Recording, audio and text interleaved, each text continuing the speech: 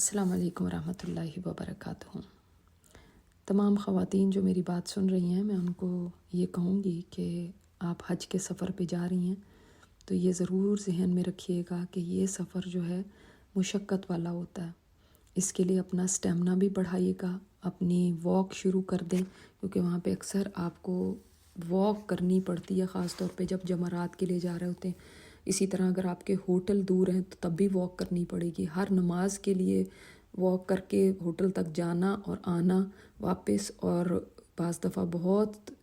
گرمی ہوتی ہے ظہر کی نماز میں، عصر میں خاص طور پہ، تو اس کے اندر آپ کو جانا پڑتا ہے۔ ظاہر ہے کھانا کھانے کے لیے بھی کہیں اگر نکل کے جانا پڑے تو وہ بھی ایک واک ہے، تو کافی انسان کو چلنا پڑتا ہے، لہٰذا مشقت تو ہے، تو اس کے اندر گھبرانا نہیں ہے۔ ہمیشہ یہ بات یاد رکھنی ہے کہ آپ صلی اللہ علیہ وسلم نے جو عورتیں ہیں یا بوڑھے یا کمزور ہیں ان کو حج کا ثواب جہاد کے برابر بتایا،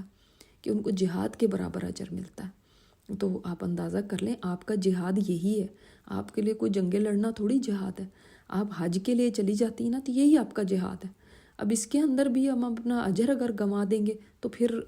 کیا حاصل ہوا ساری مشقت کرنے کا، اور پتہ نہیں دوبارہ کبھی موقع ملے کہ نہیں ملے۔ تو اس لیے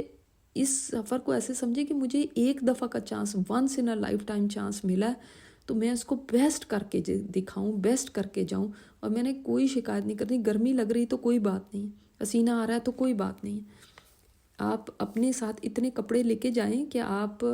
کم از کم یہ جو مینا کے، عرفہ کے اور یہ سارے دن ہیں، یہ آپ کو کوئی کپڑا دھونا نہ پڑے، یعنی 8 تاریخ سے لے کے 13 تاریخ تک کے کپڑے آپ کے پاس ہونے چاہیے۔ وہ خاص طور پہ کہتے بھی ہیں کہ جب آپ جا رہے ہیں تو اپنا تھوڑا سامان ساتھ رکھ لیں، کیونکہ ٹینٹس میں آپ اپنے سوٹ کیسز نہیں لے کے جا سکتے، تو آپ اپنا سارا سامان چھوڑ جاتے ہیں، صرف تھوڑا سا اتنا 5-6 دنوں کا سامان آپ اپنے ساتھ رکھتے ہیں۔ اب اس کے اندر آپ کے پاس صاف ستھرے کپڑے، عبایا صاف ستھرا، یہ سب ہونا چاہیے تاکہ آپ وہاں پہ کپڑے دھونے میں نہ لگ جائیں، ٹھیک ہے۔ اور خاص طور پہ گرمی کے دن ہے تو بعض دفعہ بہت دفعہ کپڑے دھونے پڑتے ہیں۔ ایسے بھی نہ عبائے لے کر جائیں کہ وہ اتنے سی تھرو ہوں کہ ان سے اندر والا کپڑا اور اس سے اندر والے انڈر گارمنٹس بھی نظر آ رہے ہوں، تو یہ بہت احتیاط کریے گا۔ گرمی کے چکر میں کبھی کبھی ہم ایسا بھی لباس پہن لیتے ہیں۔ ہاں باقی لون وغیرہ کے کپڑے آپ رکھ لیں، پتلے کپڑے رکھ لیں، اس طرح عبایا ایسا رکھ لیں جو سی تھرو نہ ہو۔ کالے عبایوں سے پرہیز کریں، کیونکہ جب اتنی شدید گرمی ہوتی ہے اور جو لوگ اے سی میں ہمیشہ رہنے کے عادی ہوتے ہیں تو وہ موٹے جب کالے عبائے جو عام طور پہ ملتے ہیں وہ موٹے کپڑے کے ہوتے ہیں، اس میں اور زیادہ گرمی لگتی ہے۔ اور جو ہم نے یہ جمرات کے کام وغیرہ کرنے ہیں تو اکثر یہ گرمی میں ہی نکلنا پڑے گا، تو اس وقت پھر ہمارے لیے مشکل نہ ہو۔ اسی طرح اگر آپ چھتری وغیرہ کا استعمال کرنا چاہیں تو وہ بھی کر سکتے ہیں، آپ اپنے ساتھ رکھ سکتے ہیں، آپ اپنی سن گلاسز رکھ سکتے ہیں۔ پانی کی بوتلیں وغیرہ ایسی رکھ لیں جو آپ کے بیگ کے ساتھ لگ جاتی ہوں، اور پھر پانی ہمیشہ آپ کے پاس ہو، ٹھنڈا پانی ہو، تو وہ آپ جمرات کے لیے بھی ظاہر ساری آپ کی تیاری مینا کے دنوں کے لیے، عرفہ کے دن کے لیے، ان کے لیے ہونی چاہیے، کیونکہ باقی دنوں میں تو آپ ہوٹل میں ہوں گے تو پھر بھی وہاں پہ دکان وغیرہ ہر چیز ہوتی ہے تو آپ کچھ لے ہی سکتے۔ وہاں پہ بن داود ایک اسٹور ہے جس سے سب چیزیں ہی مل جاتی ہیں، اور وہ ہر ایک ہی ہوٹل کے قریبی جگہ جگہ پہ ہوتے ہیں۔ لیکن جو آپ مینا اور ان کے دنوں کے وہاں پہ کوئی دکانیں تو ہیں نہیں کہ جہاں پہ آپ جا کے کچھ خرید سکیں،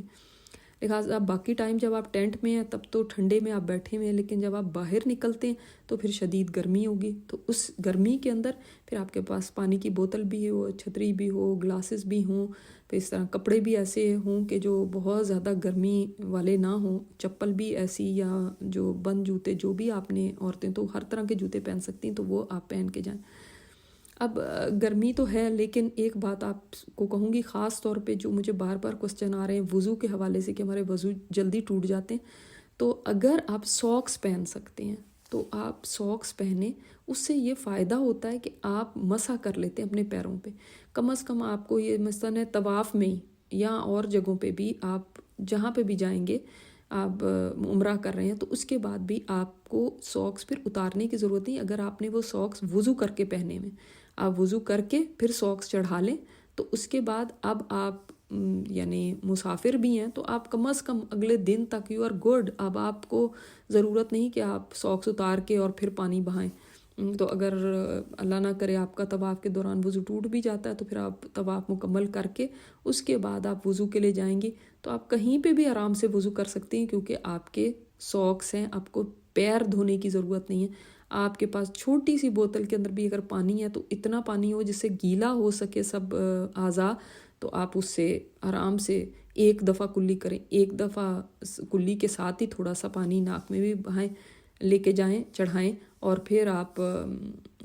ہلکے سے پانی کے ساتھ اپنے منہ کے پر پھیر لیں. ہلکے سے پانی کے ساتھ آپ بازو کر لیں گے، اور مسا کے لیے تو آپ کو ایسے پانی کی ضرورت ہوتی ہی نہیں ہے کہ کوئی بہت پانی چاہیے، تو لہٰذا پھر آپ کا تھوڑے سے پانی کے ساتھ بھی وضو ہو جائے گا. اور یہ ہر جگہ پہ ہی جہاں پہ بھی آپ کو ضرورت رہتی ہے تو آپ کے لیے آسانی ہو جائے گی. لہٰذا ساکس پہننے سے آپ کو فائدہ ہوگا. مینا میں تو ٹھیک ہے آپ باتھ روم جا سکتے ہیں اور اتنا کوئی مسئلہ نہیں ہے کہ پھر آپ کو کوئی ساکس پہننے یا اتارنے کی ضرورت ہے. زیادہ تر حرم وغیرہ میں ایسی ضرورت ہوتی ہے. اور اسی طرح جہاز میں بھی بہت فائدہ ہوتا ہے. خاص طور پہ دیکھیں آپ جہاز میں اے سی بھی وہ بہت تیز چلاتے ہیں، تو اگر آپ نے ساکس پہنے ہوں گے تو آپ کے لیے آسانی ہوگی، آپ کو ٹھنڈ بھی نہیں لگے گی. اور آپ چھوٹے سے جو جہاز کے باتھ روم ہے اس میں پیر کو دھونا تو بہت ہی مشکل ہے، آپ بس اوپر مسا کر لیں. اور یاد رکھیے آپ اللہ کے راستے میں ہیں، اب آپ نے کوئی نماز چھوڑنی نہیں ہے، ویسے بھی نہیں چھوڑنی، لیکن آپ حج کے سفر میں جا رہے ہیں تو یہ نہ کریں کہ جہاز میں بیٹھ کے آپ کو ڈرامے فلمیں لگا لیں یا اور کچھ سننا شروع کر دیا. آپ کا سفر حج کا شروع ہو گیا جب سے آپ گھر سے چلیں. اب آپ بار بار دیکھتے رہیں گے کہ کس وقت کون سی نماز کا ٹائم ہو جائے اور میں جہاز میں نماز پڑھ لوں. سعودی ایئر لائن میں الحمدللہ یہ فائدہ ہے کہ وہاں پہ پیچھے نماز کی جگہ بنی ہوتی ہے جس کے اندر آپ جا کے نماز پڑھ سکتے ہیں. باقی ایئر لائنز میں نہیں ہے، لیکن اگر آپ جب جہاز اسٹیبل ہو تو ہو سکتا ہے آپ آگے کی جگہ جہاں پہ دروازے کا ایگزٹ ہوتا ہے وہاں پہ تھوڑی جگہ ہوتی ہے، وہاں جا کے پڑھ لیں. اگر کوئی بھی جگہ نہیں ہے تو آپ اپنی جگہ پہ بیٹھے بیٹھے ہی پڑھ لیں. پھر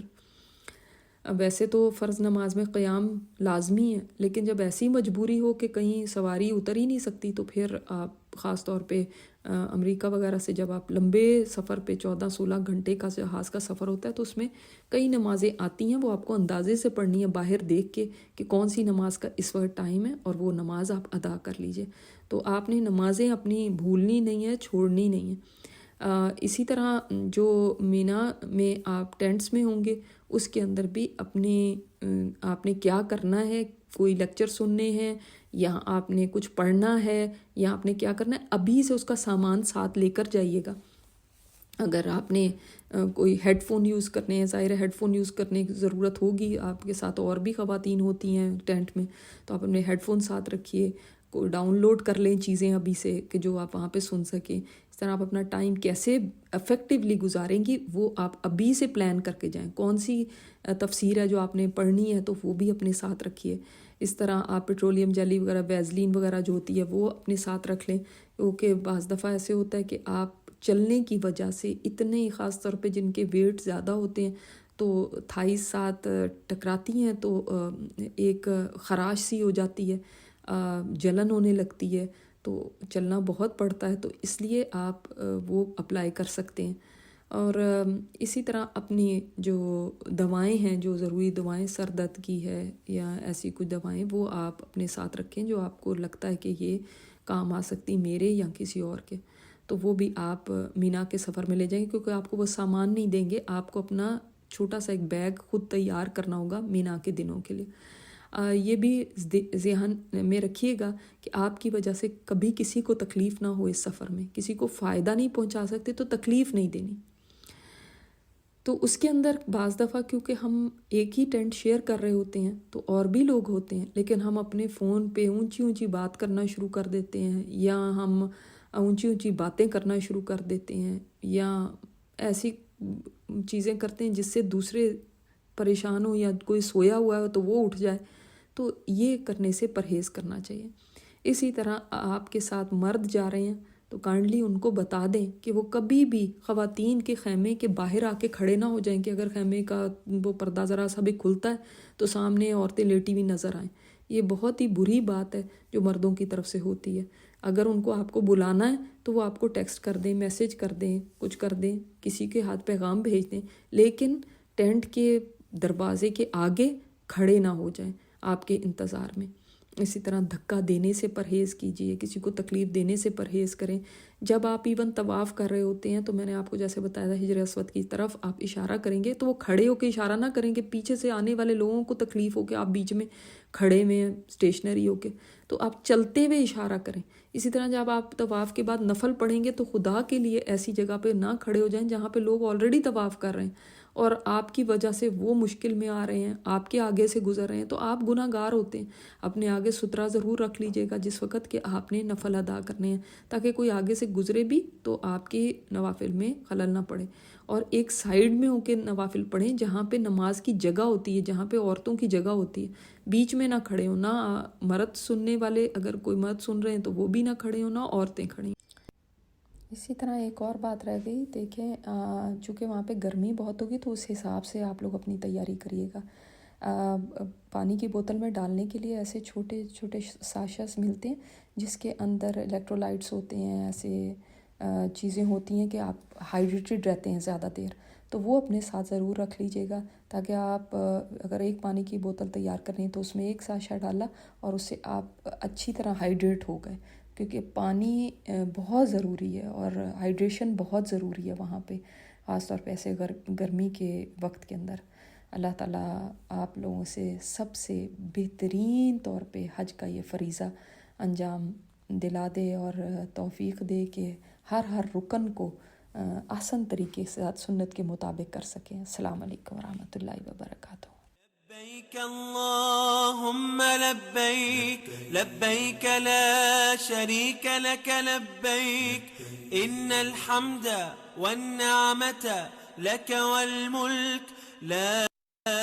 شريك لك